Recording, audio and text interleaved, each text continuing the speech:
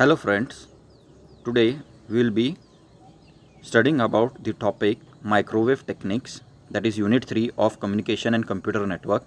It is for the students of electrical and electronics of diploma. So let's begin with the contents what we will be studying today. So the contents are: first, the advantages and problems of microwave, then microstrip and strip line, waveguide, cavity resonator, half wavelength waveguide as cavity resonator, circular resonant, adjustable or tunable cavity resonator.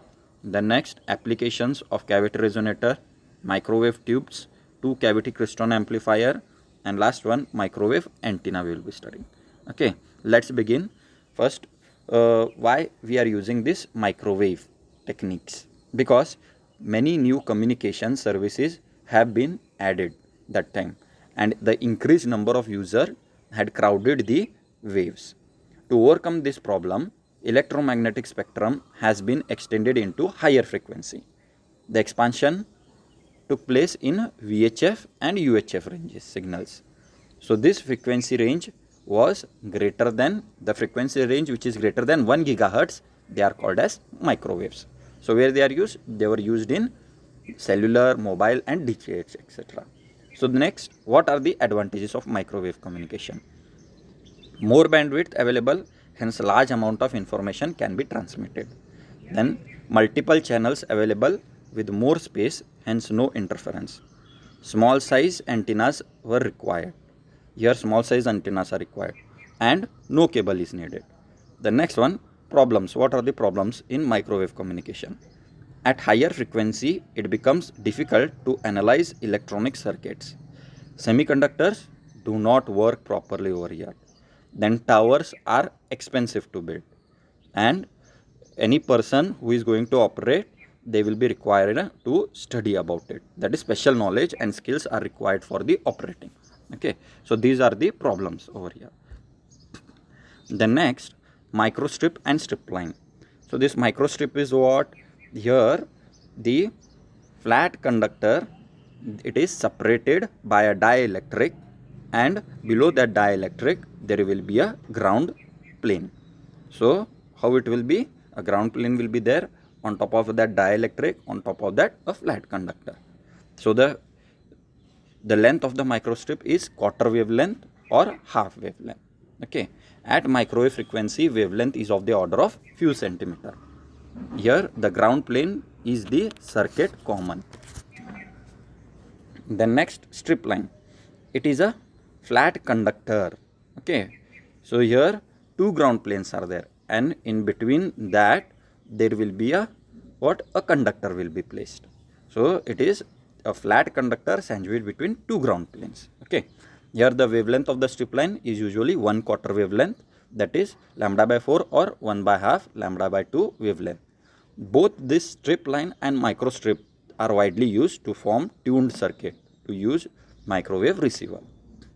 The next one, waveguide. So this waveguide, it is nothing but a hollow metal tube. It is designed to carry microwave energy from one place to another. That is to carry energy between pieces of equipment or over a long distance. So these waveguides, they are made up of copper, aluminum or brass, which has low resistivity. These metals are extruded into long rectangular or circular pipes. So here the waveguides completely contains the signal, so the nothing escape by the radiation. So this most of the waveguides, how they will be, as you can see in the diagram, they will be in a rectangular shape. Understood? Okay. The next one,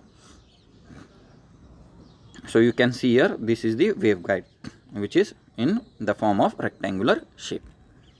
The next one, cavity resonator.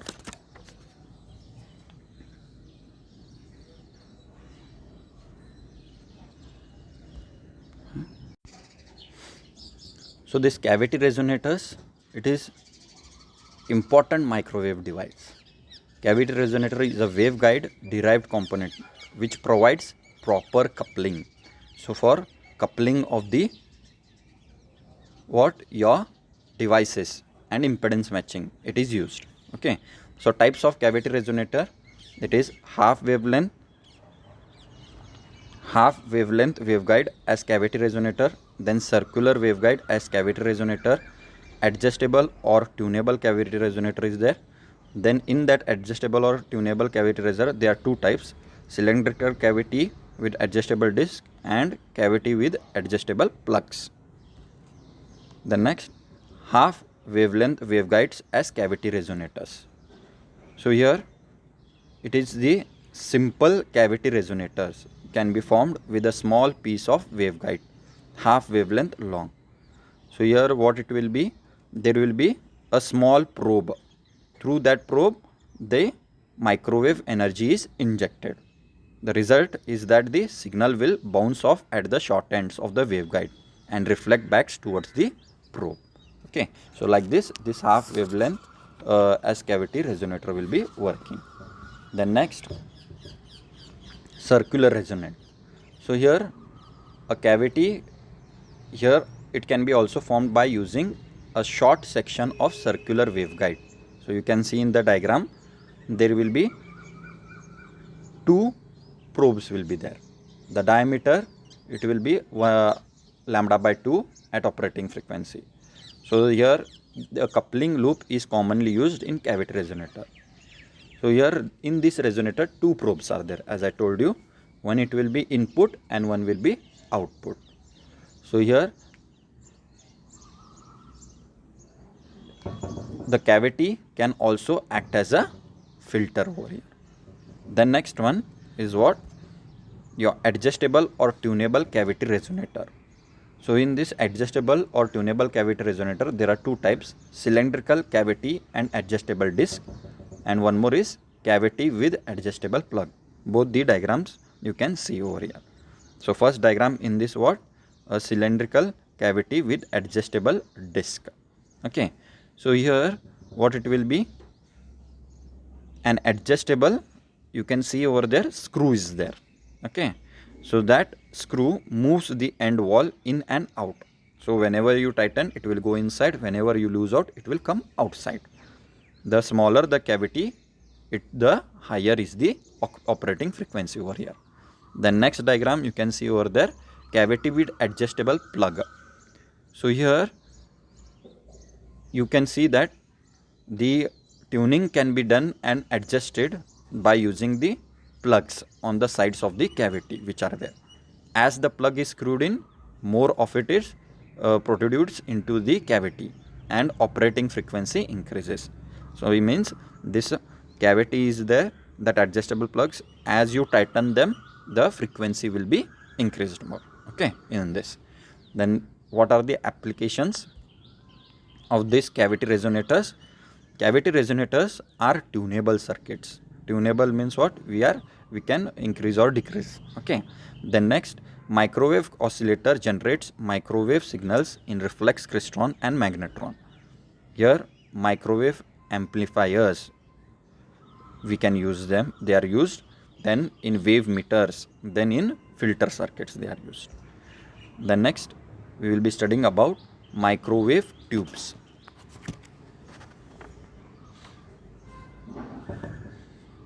So these microwave tubes, like transistors, these are the devices used for controlling a large signal with a smaller signal.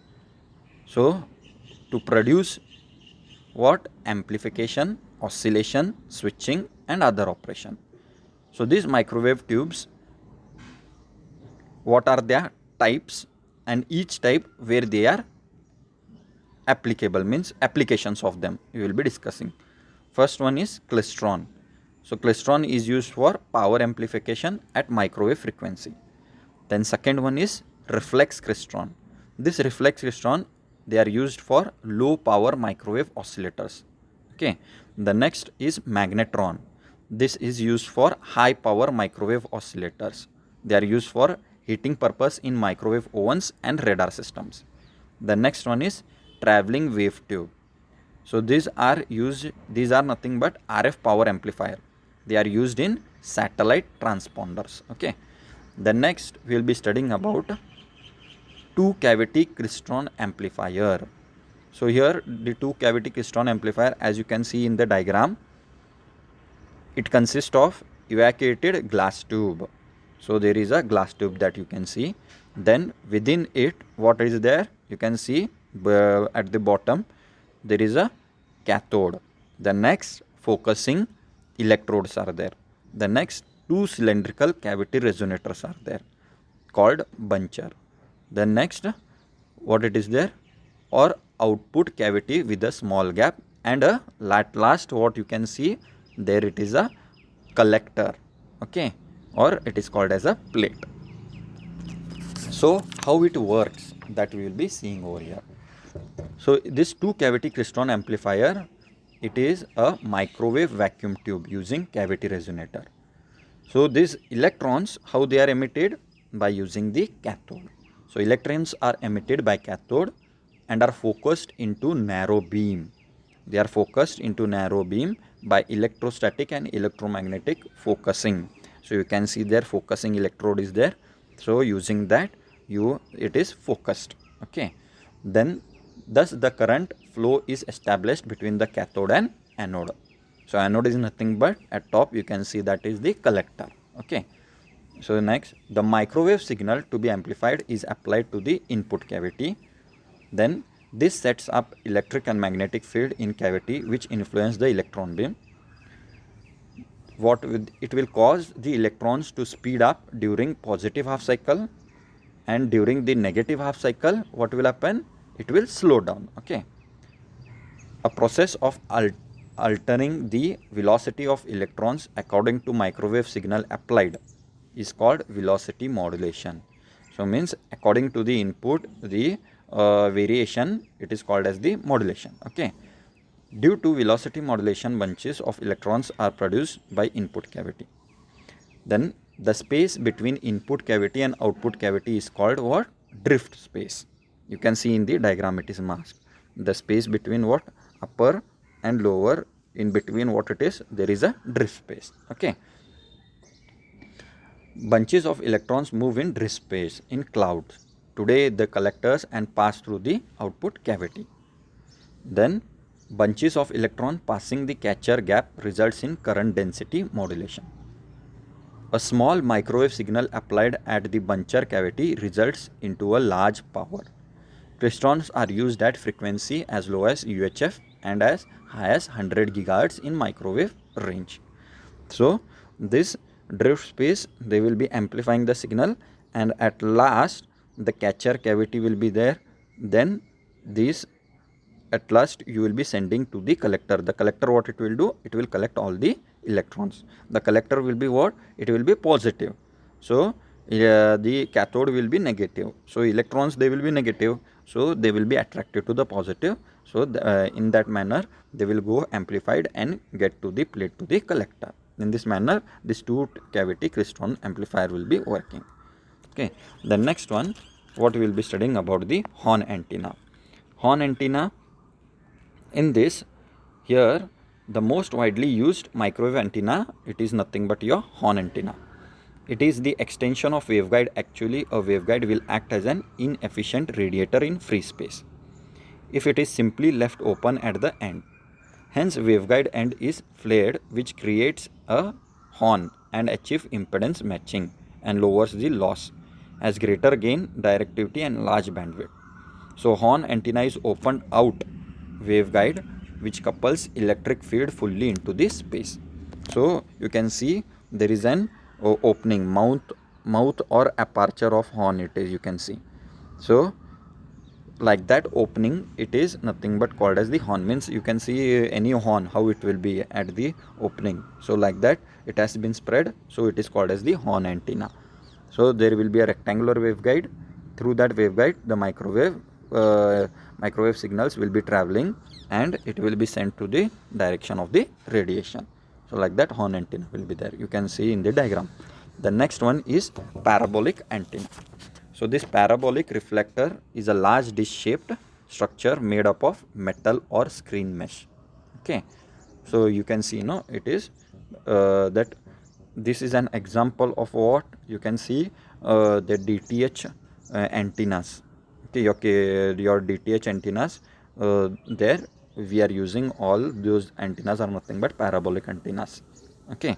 So here the horn antenna is placed at the focal point, means the horn antenna you can see in the detach, it will be at the center, and the parabolic antenna you can see it will be front of it. Okay, so that DTH antenna, those are receiver, not transmitters. During transmission, the horn radiates the signal. Now we are studying that is transmission. So during the transmission, what will happen? The horn will radiate the signal towards the parabolic reflector. You can see in the diagram. Okay, so when it will send it to the parabolic reflector, what will happen? It will get bounce the reflector, which bounces the wave and radiates them, and it will radiate them into the narrow parallel beam. Okay, you can see as seen in the diagram, you can see that. Then during receiving part, next during receiving part, the parabolic reflector, what they will do, they will pick up the signals from the space. Okay, and the electronic signals and bounces the waves towards what, the antenna at the focal point. The result is extremely high gain narrow beam with antenna. Okay, so by this we will be completing this unit 3. Thank you.